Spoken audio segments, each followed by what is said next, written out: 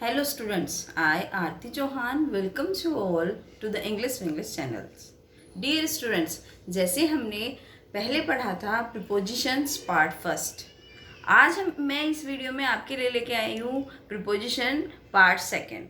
Right, चलिए let's see कि कौन कौन सी वो प्रीपोजिशन है। Today we will discuss about those. Okay, let's see. Preposition part second में हम देखेंगे preposition at, then we will discuss about behind, then we will see what is the difference between beside and besides preposition, and what is the uses of above and under, and the last preposition we will discuss about by. Okay, let's start prepositions one by one. What are the uses of these prepositions? आप कैसे इनको अपने sentence में use करेंगे, आप कैसे sentence पहचानेंगे, आप कैसे अपने एग्ज़ाम में अच्छे मार्क्स लेके आएंगे इनकी नॉलेज से। चलिए देखते हैं। फर्स्ट प्रीपोजिशन जो हम आज पढ़ेंगे इस वीडियो में, उसका नाम है एट। ठीक है, एट प्रीपोजिशन। जैसे स्टूडेंट्स, मैंने आपको पहले भी बताया था अपनी फर्स्ट वीडियो में कि कभी भी आप उसके मीनिंग पे मत जाना, हिंदी मीनिंग पे मत जाना, उसके यूजेस के बारे में देखना। क्योंकि जैसे मे, पेपर, बहुत सारी चीज़ों का होता है। ओन हमने पढ़ा था, ओन में भी हमने पढ़ा था, उसका मीनिंग पर होता है, बट उसके यूजेस अलग होते हैं। ओन टू हमने पढ़ा था, उसके यूजेस अलग होते हैं। इसी तरीके से एट है, और इसी तरीके से और दूसरी प्रीपोजिशंस हैं। चलिए देखते हैं एट का यूज़ कहाँ होता है। एट का यूज़ होता है बिफोर स्मॉलर प्लेसेस। एट का यूज़ हम कहाँ पे करते हैं? जब हम किसी छोटी चीज़ की जगह बात करते हैं, जैसे कोई कॉलोनी हो गई, कोई कस्बा हो गया, एक कोई छोटा शहर हो गया, तो हम एट का यूज़ करते हैं। Let's see. Seema lives at Shastri Nagar. Seema कहाँ रहती है? शास्त्री नगर में रहती है। तो इसमें क्या यूज़ किया हमने? क्योंकि ये छोटे सी एक कॉलोनी है, ये एक छोटा सा शहर है, तो हम उसमें क्या यूज़ करते हैं? एट। तो हमने यहाँ पे किस चीज़ का यूज़ किया? कौन सी प्रीपोजिशन लगेगी यहाँ पे? एट। इन स्पाइट ऑफ इन नहीं लगेगी इसमें। इन अगर यहाँ पे इन कैसे लगती है? देखिए, जैसे ये है दूसरा sentence, Amit lives in Delhi. Amit Delhi में रहता है। लेकिन अगर ऐसे होता है सेंटेंस, इन आया क्योंकि ये बड़ा सिटी है, लेकिन कई बार अगर कंपेयर कर दिया जाता है उस चीज़ को, दिल्ली से भी कोई बड़ी चीज़ आ जाती है, तो दिल्ली के आगे भी एट से लग सकता है। मैं बताती हूँ आपको कैसे, अगर समझ में नहीं आ रहा तो। अमित लिव्स इन दिल्ली की जगह अगर ये हो, ये सेंटेंस हो, Amit lives in Delhi in India, तो इन नहीं लगेगा क्योंकि ये दिल्ली जो है इंडिया से छोटा है। तो हम यहाँ कौन सी प्रीपोजिशन का यूज करेंगे? एट। क्योंकि जब उससे बड़ी चीज उस सेंटेंस के अंदर आ गई है, तो फिर क्या यूज करते हैं हम? तो हम क्या यूज करेंगे? एट। ऐसे ही अगर इंडिया हो और इंडिया के बाद में एशिया कॉन्टिनेंट की बात आ जाए, तो यहाँ भी एट आ जाएगा। लेकिन वैसे यूजुअली अगर ये नहीं होगा, तो फिर कैसे आएगा? इन दिल्ली। ठीक है।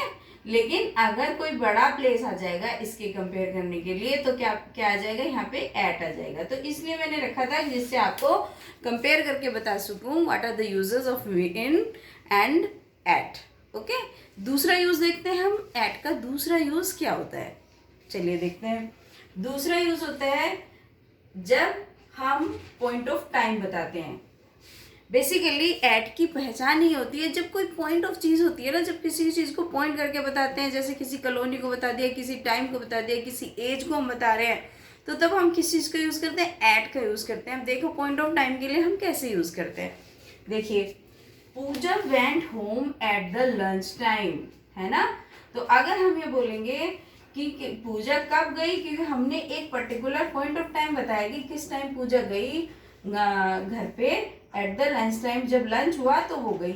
अगर ये इस तरीके से भी होता, पूजा वेंट होम एट 4 o'clock, तो तब भी एट आता। ठीक है, घड़ी का जो समय होता है, आप ये समझो, अगर हमारी ये वॉच है, वॉच का जो भी टाइम है, चाहे 3 बजे हो, चाहे फिर आप ये देखना, चाहे मिनट हो, चाहे सेकंड हो, चाहे फिर आपका क्या होगा, घंटा हो, मतलब किसी घंटे के लिए, कोई मिनट के लिए, किसी सेकंड के लिए, जब एकदम पर्टिकुलर पॉइंट ऑफ टाइम बताते हैं, तो हम किस चीज़ का यूज़ करते हैं? एट का यूज़ करते हैं, है ना। At midnight, at midday, तो हम जब बिल्कुल कोई पर्टिकुलर पॉइंट ऑफ टाइम बताएंगे तो हम एट का यूज़ करेंगे। हमने पिछली वीडियो में पढ़ा था इनके यूजेस क्या होते हैं। इनके यूजेस हमने पढ़े थे कि जब कोई ईयर होता है या मंथ होता है तो हम इनका यूज़ करते हैं। तो आप इस चीज़ को इस तरीके से समझिए, अगर आप कैलेंडर के टाइम के बारे में बात कर रहे हैं तो आप किस चीज़ का यूज़ करेंगे, इनका यूज़ करेंगे। लेकिन अगर आप एक क्लॉक के टाइम के बारे में बात कर रहे हैं जिसमें मिनट, सेकंड और घंटा आता है, तो उसमें क्या यूज़ करेंगे, आप एट यूज़ करेंगे। ओके, चलिए 2 यूजेस हमने पढ़ लिए कि एट के क्या होते हैं। तीसरा यूज पढ़ेंगे हम विद अ फेस्टिवल और अ इवेंट। अगर हम किसी एक पर्टिकुलर किसी फेस्टिवल की, किसी पार्टी की, किसी इवेंट की बात करते हैं तो तब भी हम किस चीज़ का यूज़ करते हैं, तब भी हम एट का यूज़ करते हैं। चलिए सेंटेंस के थ्रू देखिए आप। I met him at party, at birthday party, at marriage anniversary. तो जब भी हम किसी पर्टिकुलर कोई पॉइंट ऑफ फेस्टिवल की बात करेंगे तो हम किस चीज़ का यूज़ करते हैं, एट। आई होप आपको एट का यूज़ बिल्कुल अच्छे से समझ आ गया हो कि एट किस किस सिचुएशंस में हम सेंटेंस में यूज़ करते हैं। ठीक है, चलिए next to the next preposition, और नेक्स्ट प्रपोजिशन इज बिहाइंड। ठीक है, बिहाइंड का क्या मतलब होता है, बिहाइंड का मतलब होता है on the other side of something. जब किसी चीज के दूसरी साइड, मतलब कोई चीज ऐसे है, कोई चीज ये है और इसके अदर साइड ये है, उसके पीछे की तरफ ये है, पीछे के लिए यूज क्या करते हैं, बिहाइंड यूज करते हैं। किसी चीज को जब कोई चीज बिल्कुल कवर कर लेती है, उसके पीछे आ जाती है, तो हम कौन सी प्रिपोजिशन यूज करेंगे, बिहाइंड प्रिपोजिशन। चलिए देखिए सेंटेंस में देखिए, the dog is behind the fence. Fence means well, मतलब दीवार को हम क्या बोलते हैं, क्या बोलते हैं हम, ये फेंस। तो जब हम किसी वॉल, जब हम किसी फेंस के पीछे होते हैं, मतलब जब एक डॉग फेंस के पीछे है, क्योंकि फेंस ने, उस दीवार ने उसको एकदम से कवर करके रखा है, तो क्या है, तो उसको क्या उनसे लगेगी, बिहाइंड। जब कोई चीज़ हमें पूरी तरह से कवर कर लेती है, हम उसके पीछे छिप जाते हैं, तो हम किस चीज़ का यूज़ करते हैं, बिहाइंड का यूज़ करते हैं। ये ध्यान रखना पड़ेगा आपको कि जब उसके पीछे छिपी होगी कोई चीज़ तो क्या होता है, बिहाइंड होता है। चलिए नेक्स्ट प्रोपोजिशन की तरफ चलते हैं, बिसाइड। पहले हम बिसाइड का यूज़ देखेंगे, फिर बिसाइड्स का यूज़ देखेंगे। यूजुअली क्या होता है, जब एग्जाम आता है या कोई भी चीज़ आती है, हम टोटली कंफ्यूज हो जाते हैं कि बिसाइड यूज़ करना है या बिसाइड्स यूज़ करना है। आज आप पढ़ोगे तो आपको याद रहेगा कि बिसाइड कहाँ पे यूज़ करते हैं और बिसाइड्स कहाँ पे यूज़ करते हैं। देखिए बिसाइड का मतलब होता है बी साइड, एक तरफ होना, मतलब नेक्स्ट टू। बिसाइड का मतलब होता है नेक्स्ट टू, उससे अगला, एट द साइड ऑफ। चाहे इस साइड हो, चाहे इस साइड हो, चाहे आगे की साइड हो, चाहे पीछे की साइड हो, मतलब नेक्स्ट टू, उससे अगला जो भी होगा तो वो क्या होता है, बिसाइड होता है। देखिए सेंटेंस के थ्रू देखिए, Ravi sat beside Ram during dinner. Ravi कहाँ पे बैठा, राम के बिसाइड बैठा, नेक्स्ट टू राम बैठा। राम से अगला कौन था, रवि, मतलब वो दोनों side by side. Beside मतलब दोनों चीजें साइड बाय साइड होंगी, एक इधर है तो एक इधर है। ठीक है, अगर यहाँ पे राम बैठा है तो उसके जस्ट बगल में रवि होगा, चाहे वो इधर हो चाहे वो इधर हो। तो क्या होता है, बिसाइड का मतलब होता है जब हम दो चीजें एक दूसरे के बिल्कुल आसपास बैठती हैं। उससे बाद में हो सकता है पंक्ति में बहुत सारे लोग बैठे हों, उस लाइन में बैठे हों, बट जब एक चीज कई चीजें बैठी होती हैं और उसके बिल्कुल बगल में कोई चीज बैठी होती है, तो हम किस चीज का यूज करते हैं, हम बिसाइड का यूज करते हैं। ठीक है, चलिए अब देखते हैं बिसाइड्स। बिसाइड्स, बस इसमें एक फर्क है, आप देखिए बिसाइड का ये प्लूरल नहीं है, इसका मीनिंग डिफरेंट अलग है। इसका मतलब नेक्स्ट टू होता है, बिसाइड्स का मतलब बिल्कुल डिफरेंट मीनिंग है। इसका मतलब होता है in addition to, in addition to और अपार्ट फ्रॉम, कि इसके अलावा या इसके अतिरिक्त, ये तो है ही, इसके अलावा भी कुछ हो रहा है।